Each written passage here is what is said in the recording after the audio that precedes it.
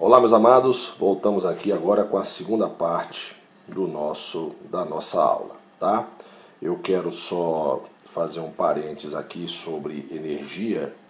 Olha só, sobre energia, eu quero fazer uma observação aqui, nesse cantinho aqui, sobre energia, tá? Que é o seguinte, observação do tio Sandro para vocês aí. Primeira observação. A primeira observação é o seguinte: no sistema internacional, que é o SI, Sistema Internacional de Unidades, a energia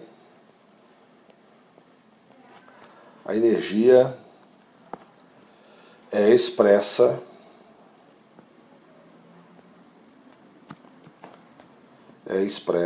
em joules, joules, é tudo a mesma coisa, joules, certo? Segunda observação que eu quero fazer para você aqui é a seguinte, né?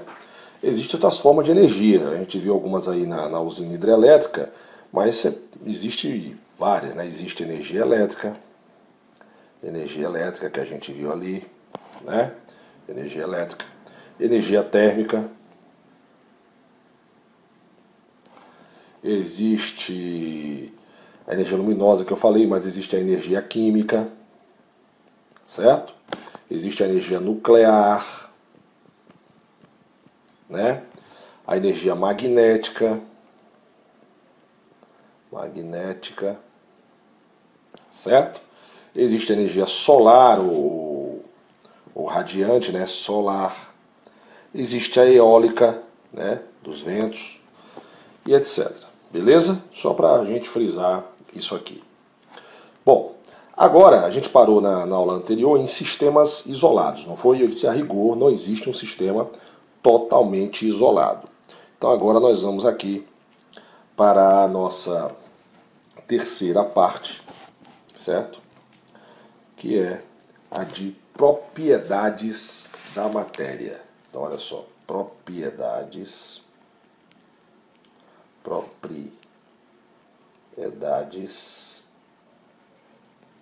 da matéria.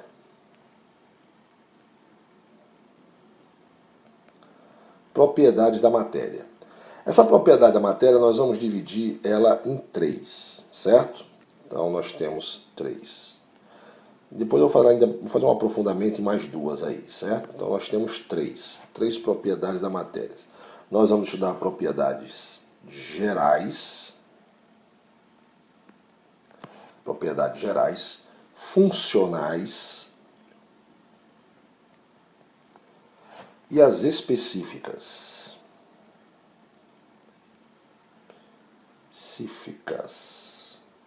Certo? Beleza? Gerais, funcionais e específicas. Então vamos começar aqui pela primeira propriedade, que são as propriedades gerais da matéria. Propriedade geral da matéria, a primeira, né, que a gente vai estudar é a massa, né? Massa. Gostaria de falar por que propriedades gerais da matéria, né? São propriedades inerentes a todas as espécies de matéria. Então toda a matéria ela tem massa. A gente vai estudar aqui massa, extensão, impenetrabilidade, compressibilidade, elasticidade, inércia, divisibilidade e outras. Então toda a matéria tem essas propriedades. Então massa. Então toda propriedade tem massa, certo? Então o que é massa, né? Massa é a medida da quantidade da matéria, certo? Massa é a medida da quantidade da matéria. Agora eu quero fazer uma observação para você aqui muito importante. Observação do tio Sandro. Não confunda massa e peso, certo? É importante saber a diferença de massa e peso, certo? Como, Sandrão? Como assim a diferença de massa e peso? Eu vou fazer para você aqui, ó. Massa, por exemplo. Massa é uma a massa de uma matéria, na verdade, ela é constante. Então, ela é constante, certo? Constante. Então, a massa de uma determinada matéria é constante, não varia, certo? Porque essa massa é a quantidade de matéria. É a quantidade de matéria.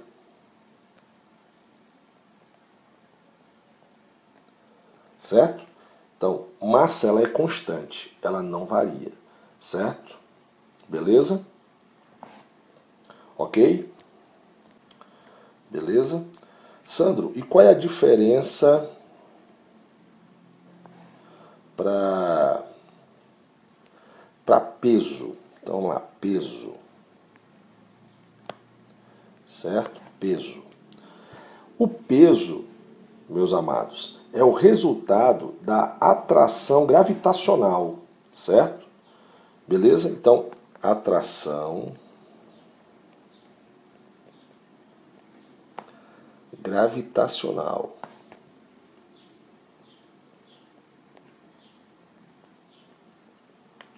Atração gravitacional. Oh, desculpa aqui, ó. Atração gravitacional. Beleza? Então, o peso é a atração gravitacional. O que eu quero falar com isso? Por exemplo, o peso na Terra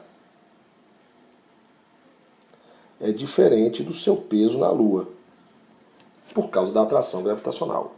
Ok? Então, peso é uma coisa, massa é outra. Massa é constante, o peso varia dependendo de onde você esteja. O seu peso na Terra é um, na Lua é outro, correto? Porque o seu peso na Terra é um, na Lua é outro, porque depende da atração gravitacional, certo? Esse foi o primeiro. Vamos para o segundo, para a letra B aqui agora. Letra B. Todo corpo ele tem extensão. Todo corpo tem extensão. O que é isso, Sandrão? Extensão, né? Extensão é o espaço que a matéria ocupa. Ou seja, você vai fazer uma relação aqui, extensão é o seu volume. Extensão é o seu volume. Então, massa é uma propriedade geral, extensão é outra, e agora nós vamos para a inércia, certo? Inércia, certo? O que é inércia, Sandrão? A inércia é a propriedade que os corpos têm de manter o seu estado de movimento ou de repouso inalterado, a menos que alguma força interfira e modifique seu estado. Por exemplo, vou fazer aqui um exemplo para a gente, para você entender. Então, inércia é a propriedade que o corpo tem de manter o seu estado de movimento ou repouso inalterado, a menos que alguma força interfira e modifique seu estado, ok? Então, na verdade, não é nem um exemplo, na verdade é uma observação que eu vou fazer, mas eu vou deixar como exemplo, certo? Então, a massa de um corpo está associada à sua inércia, correto? Ou seja, isso é a dificuldade de você fazer, a dificuldade de você variar o seu estado de movimento ou de repouso. Então podemos definir massa como a medida da inércia, certo? Então podemos definir como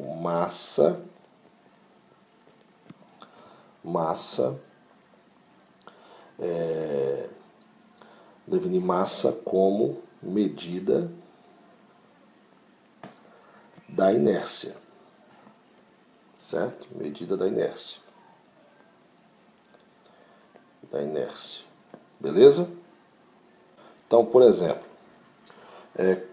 quanto maior for o corpo, né, um corpo com massa maior tem uma quantidade de inércia também maior. É, Sandrão? É. Por exemplo, um ônibus e um carro. Então nós temos aqui um ônibus e um carro. O que é mais fácil fazer andar ou o que é mais fácil fazer parar, por exemplo? Hein? O que é mais fácil? O que é mais fácil você fazer andar? Um ônibus ou um carro? Né? Vamos lembrar. Um corpo com massa. Aqui, ó. Um corpo com massa maior. Aqui não foi aqui o verdinho. Vamos lá. Um corpo com massa maior tem uma quantidade maior de inércia. Né? É mais difícil colocar esse corpo em movimento. Correto? Quando fazemos, quanto fazê-lo parar também. Então, por exemplo, o que é mais fácil fazer, se fosse empurrar, o que é mais fácil? Empurrar um ônibus ou empurrar um carro? Tá certo? Você tem que ser bem forte para empurrar um carro também, né? Mas só tendo a ideia, né? Beleza? Mais difícil é você empurrar um ônibus. Também é o seguinte, quando ele começar o movimento, o que é mais difícil ele parar? É mais difícil parar o ônibus do que parar o carro, certo? Então inércia, na verdade, também está relacionado aí à massa, né? Podemos definir massa como a medida da inércia. Então massa é a medida da inércia, beleza? Ok? Entendido isso aí? Vamos para o próximo agora. O nosso próximo é a impenetrabilidade. Impenetrabilidade da matéria, certo? Então é o seguinte, duas porções de matérias não podem ocupar simultaneamente o mesmo lugar no espaço, certo? Então, impenetrabilidade é isso. Dois corpos não ocupam o mesmo lugar no espaço, certo? Por exemplo, você tem uma caneta e um lápis. Você consegue botar os dois ao mesmo tempo, um junto do outro? Não, você já sabe isso há muito tempo, né? Dois corpos não ocupam o mesmo lugar no espaço. Letra E. Divisibilidade. Divisibilidade. Certo? O que é divisibilidade? Toda matéria pode ser dividida sem alterar a sua constituição até um certo limite, correto? Por exemplo, vou fazer um exemplo aqui pra gente, né? Se a gente pegar uma barra, tem aqui uma barra de ferro, por exemplo, ou uma barra de ouro, vou botar uma barra de ferro, e eu resolver dividir essa barra na metade, certo? Agora eu tenho a metade da barra de ferro, e eu resolvo de novo e diminuindo essa barra de ferro, até chegar na entidade mais íntima da matéria, que é o átomo. Lógico que a gente sabe que o átomo não é a menor porção da matéria, tem prótons, nêutrons, prótons, tem os quarks, mas isso aí é uma outra aula, tá? Mas vamos parar no átomo, certo? Que é a unidade íntima da matéria, certo? Então a divisibilidade existe até um limite, ok? Certo? Então toda a matéria pode ser dividida sem alterar a sua constituição até um certo limite. Então nesse caso até o átomo, né? Nesse caso a gente faz na relação até o átomo, que é a unidade mais íntima. Por exemplo, se você pegar a glicose, por exemplo, vamos pegar aqui a glicose. Se você tem aqui, se você pegar a glicose é uma molécula. Se você for dividindo a glicose,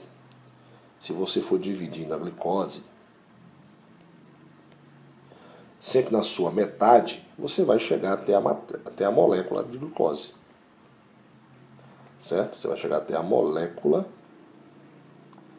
de glicose. Então, toda a matéria pode ser dividida sem alterar a sua composição. Ela não deixou de ser glicose, né?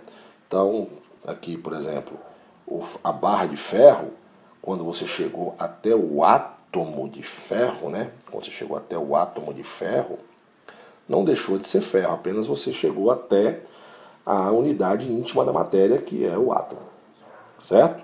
E aqui você chegou até a unidade íntima da glicose, que no caso é a molécula. Porque se você partir a molécula em átomos, ela já não é mais glicose, ok? São os átomos que compõem a glicose, a molécula de glicose. Beleza, meus amados? Ok. Vamos para o próximo agora. Letra F. Compressibilidade.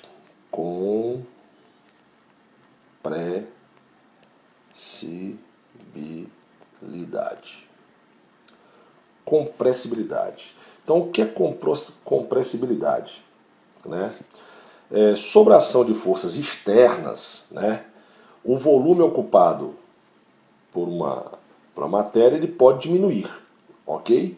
Então, a compressibilidade seria você, como se fizesse uma pressão, né? Como você pega um balão e começa a apertar o balão, você está aumentando a pressão, você está fazendo a compressibilidade, né? E aqui eu tenho uma observação para a gente. Então, toda matéria ela é compressível. E a gente pode até fazer o seguinte aqui. O gás, ele é mais compressível que o líquido, que por sua vez é mais compressível que o sólido. Certo, meus amados? Lógico, o gás é mais compressível, é mais fácil. Enche um balão, por exemplo. Você enche um balãozinho aí, você enche um balão de ar, é fácil você comprimir ele, correto? É fácil você apertar ele.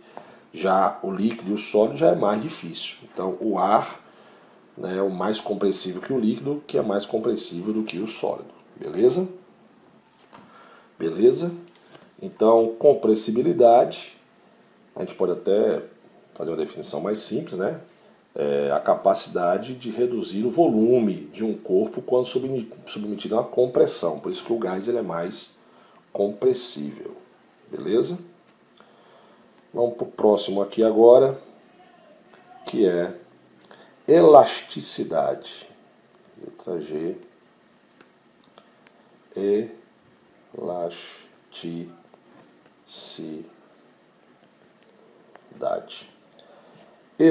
Elasticidade, certo? O que é elasticidade, né? Elasticidade é a capacidade que os corpos sólidos apresentam de retornar à sua forma inicial, né? Quando você deixa de atuar sobre eles uma força que promove deformação, ou seja, distorção, por exemplo. Ou melhor, né? Dentro de um certo limite, se você fizer uma ação de uma força que causa uma deformação na matéria, ela vai retornar à forma original, assim que essa força deixar de ser agente. Então você está apertando o negócio, ou você está esticando, parou de esticar, ele volta para o tamanho original, né? Por exemplo, a gente pode até fazer um exemplo aqui. A borracha, por exemplo, né? A borracha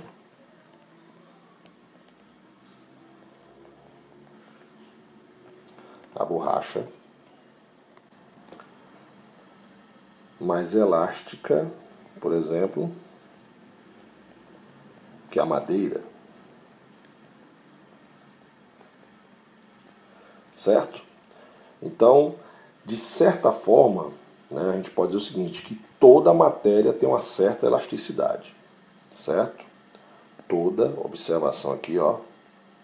Observação do tio Sandro. Toda matéria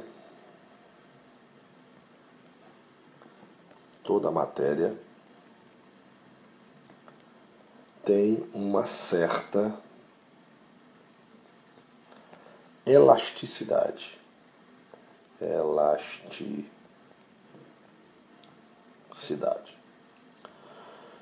Beleza, meus amados? Vamos para o próximo agora. H, nós temos porosidade. Sandrão, o que é porosidade, certo? A matéria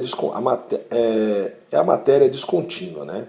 Isso quer dizer que existem espaços vazios, lógico, entre as partículas. Então existe espaço vazio entre as partículas, que formam qualquer tipo de matéria, certo? Esses espaços podem ser maiores ou menores, certo?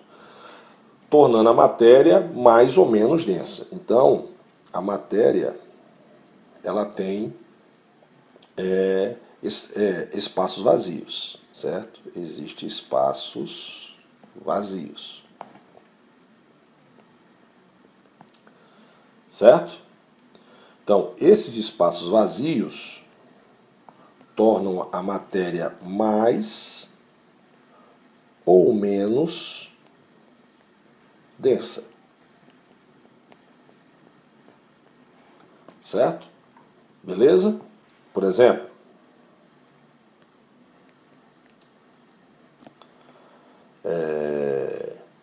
a cortiça apresenta, por exemplo, a cortiça apresenta poros maiores, né, do que outra matéria, certo? Como, por exemplo, o ferro, né? Por exemplo, a cortiça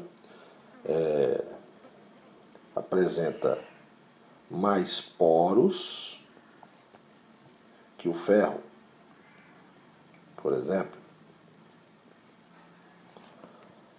Ok? Agora eu quero fazer uma observação para vocês aqui agora. Observação do tio Sam, certo? Vou fazer uma observação agora aqui. Vou fazer um exemplo aqui, para fazer uma observação aqui, que eu acho que, se eu não me engano, foi até uma questão de uma Olimpíada de Química, se eu não me engano, alguma coisa assim desse tipo. Que é o seguinte: eu tenho aqui água, e aqui dentro eu vou botar a sacarose. Vou botar o açúcar, certo? Se a matéria, como a gente viu, eu vou mudar de cor aqui agora. Se a matéria tem impenetrabilidade,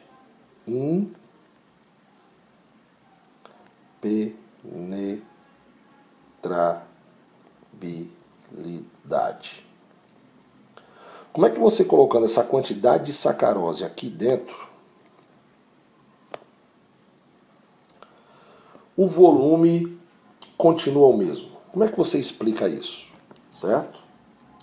Lógico, você explicaria por uma outra propriedade da matéria que nós estudamos hoje, que é a porosidade, certo? Toda matéria tem poros, né? Toda matéria tem espaços entre elas, certo? Então, isso ocorre devido a outra propriedade da matéria, que é a porosidade. Toda matéria tem poro. As moléculas de água têm espaços vazios, certo? Então, a molécula de água, então, vou aqui, por exemplo, deixa eu desenhar aqui no cantinho. Eu tenho aqui, você sabe que a molécula de água é um átomo de oxigênio e 2 de hidrogênio, certo?